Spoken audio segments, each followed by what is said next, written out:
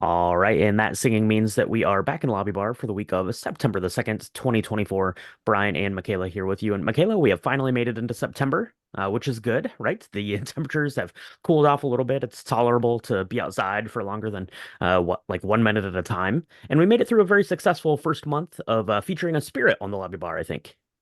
Yeah, no, I agree. We actually got a lot of feedback from folks around Domain to Canton. Those lobby bars are out there. If you're interested, you can go check them out. And that was really cool because we buy a lot of alcohol here at Drink the Movies, and it's Can good to confirm. be able to pick something and then uh, explore a whole realm, a whole kingdom of cocktails that you can make from just one bottle. That's fun. So I'm excited to continue that here at the lobby bar. Yeah, absolutely. It was a really good time to figure out how to use that bottle in interesting ways because usually you'll get like a cocktail or maybe two like in mind, and those are the ones you'll keep going back to expand the palates a little bit. It was really good. So we're going to carry on with that again this month into September, right? Temperatures are cooling down, so you need something a little bit richer, maybe a little bit more luxurious tasting, and what better thing to use than the good old Amaretto, which is Italian for little bitter. Don't know if you knew that, Michaela, but there you go. There you go. There's your Italian lesson for the day. Now, what is Mm. amaretto? It is made from almonds or apricot kernels, bitter almonds, or peach stones, because apparently all of those things contain benzaldehyde, which tastes like almonds. So there you go. So it is an almond liqueur, but not always, not necessarily, but that is the flavor you get, and that's what you think of when you think of amaretto. That is the flavor I get when I think of amaretto. Wow, I had no idea that you could get. I mean, I think almonds can be quite expensive, and maybe apricot True. kernels and peach stones are less expensive because they literally grow on trees. I don't know. Interesting. Apparently, like the almond farming thing, that like the industry relies super heavily on like an enormous amount of water. It's Oh insane. yeah. And so I saw that on a documentary at some point. Anyway, that's really interesting to me. Benzaldehyde. Okay, well, it's delicious. Benzaldehyde is delicious. It is, Can it is confirm. it is delicious. Yeah, and amaretto is a delicious liqueur. So, oftentimes when you think of it, right, you think of having like an amaretto and coffee, or you could just have some amaretto on ice. That would be nice. But you probably think of it in its most famous cocktail, the amaretto sour. The amaretto sour was created in 1974 by the amaretto brand Di Serono. So there you go. And the original recipe, tell me what you think of this, Michaela. It was 2 parts of amaretto and 1 part lemon juice. That's it. 1974. That was your amaretto sour. That sounds not great to me. What do you think? Are you down for one of those? There were a lot of things happening in 1974 that probably clouded the senses a bit. Mm, yeah. I'm not saying much other than that. It was probably a lot of illegal stuff that people were consuming, and they were like, "I got a great idea. Let's pick some lemon and benzaldehyde and let's go for it." Can confirm that sounds not great. That sounds So that sounds the not good great. the good thing is that it's changed over time to something that is actually pretty delicious.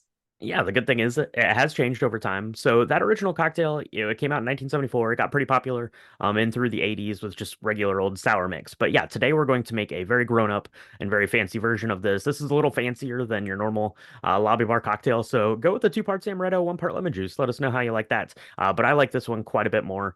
Michaela, I think you're going to like it a bit more too. So into a shaker tin, let's go with 1.5 ounces of amaretto liqueur. Di Serono is the famous one. That's the best-selling one. That's the one you probably see or have a bottle of on hand, but you could use any amaretto, I suppose. 1.5 ounces of that. 3/4 of an ounce of cask-proof bourbon.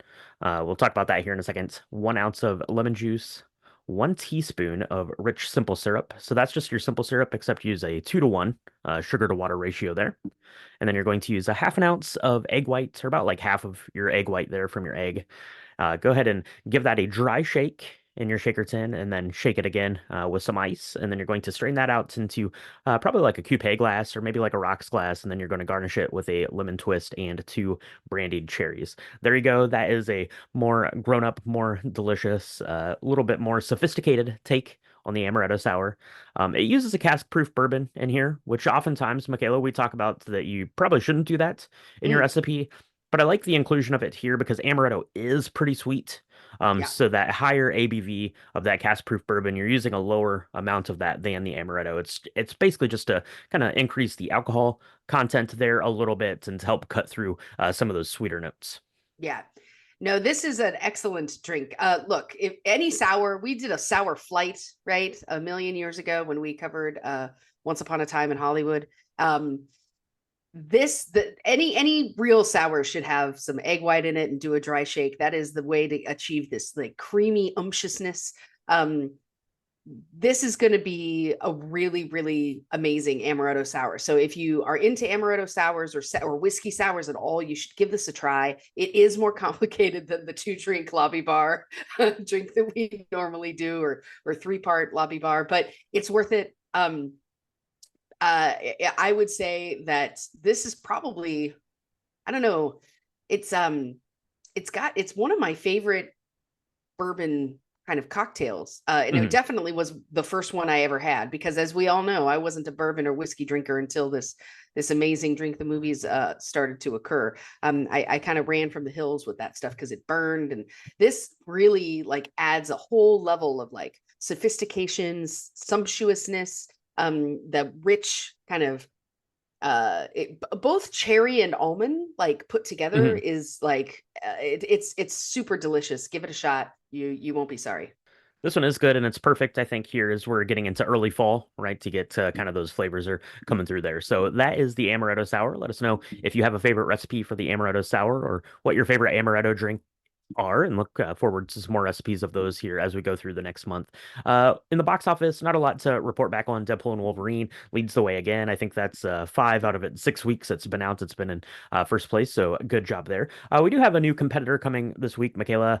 We need to talk about here for just a second. We're going to talk about it a little bit more here in a couple of weeks after we've had a chance to go out and see it. But we are getting the sequel to the 1988 Beetlejuice with Beetlejuice Beetlejuice coming back out. If they make a third one of these, no one's going to be able to talk about it, or we'll summon the demon himself. So Beetlejuice Beetlejuice, Michaela, you looking forward to going to this? We secured our tickets. We're going back to town. Gonna hang out. Michael Keaton, all that stuff. You know, I am excited about it because I love Catherine O'Hara.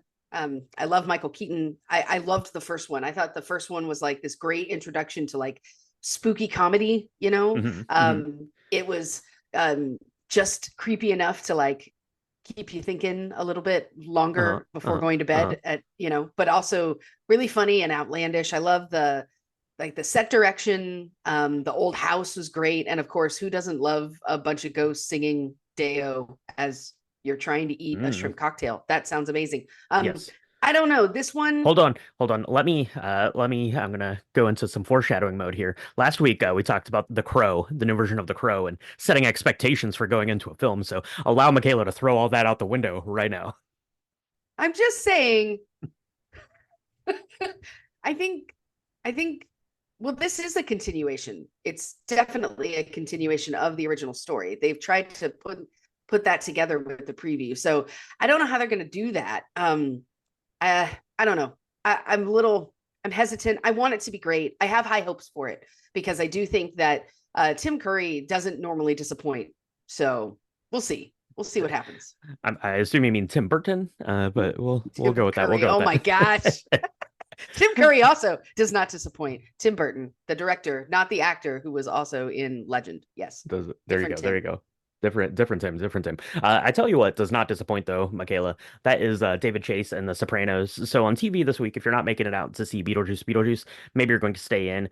Tune in to Max because we've got, I think it's a 2-part documentary, but at least the first part is coming out this week. It's called The Wise Guy, David Chase and The Sopranos. So it's basically a documentary about the making of Sopranos, which, is basically this, monumental, planting the flag on what prestige television was going to be going forward. Very excited to watch that. Really like The Sopranos quite a bit, so I'm interested to see, kind of how that got made. And maybe we could watch this, Michaela. Finally, we missed it in our Oscar watch last year, but The Boy and the Heron also coming to Max streaming this week, so you'll be able to take in that Oscar winner if you've not been able to see that yet. What do you think about The Sopranos, Michaela? We've never really talked about The Sopranos too much, other than you don't like the ending. I like the ending. But I think we can both agree that The Sopranos was pretty good. Sopranos was amazing. It's hard. It's just very hard to process. And I think that was hard for most of the audience at large, right? Like we love watching series and movies, and so we can analyze it. But the way that this, I mean, it was famously, people were famously pissed off at Yeah. how it ended, Hmm. right? And it didn't even end the way that the director originally wanted it to end. So we should probably talk about that in depth. I love The Sopranos. I think Tony Soprano and his family are some of the best written and executed characters of all time in television. I mean, it is a journey that you go on, and it's interesting now how many other series have taken its cue from The Sopranos, right? We all love Breaking Bad. Better Call Saul has a lot of the same thematic elements of a good guy Hmm. that goes bad and a bad guy that goes good, and where what is good and what is bad, right? A lot Hmm. of that I feel personally started with Tony Soprano, who's this real bad guy that you also are always rooting for through like 6 seasons of him doing terrible things. So love The Sopranos. Can't wait to see Wise Guy. Cannot wait to see it. Yeah, absolutely. So got that coming to your TV this week. So check those out and let us know if you're making your way out to see Beetlejuice. Following along here on the podcast, last week we talked about the new version of The Crow. This week we're going to be talking about the Guillermo del Toro film, The Shape of Water. So looking forward to having a conversation about that. And if you want to check out some more bonus content, we've got The Crow, the original Crow. We talked about that over on our Patreon. We did a little Patreon snippet about Alien Romulus. That was a really good time and a really fun chat about that one. And a lot of other bonus stuff. So you can find that on our Patreon. It's patreon.com/drinkthemovies. So, Michaela, I think what we need to do is we need to dust off our copy of Beetlejuice, watch that, because we're going to be talking about that on Patreon this month. Get ready for Beetlejuice, and take a quick break and see if we can find out some more Amaretto goodness for people out there. So let's do that, and we'll talk to everyone next week in the lobby bar.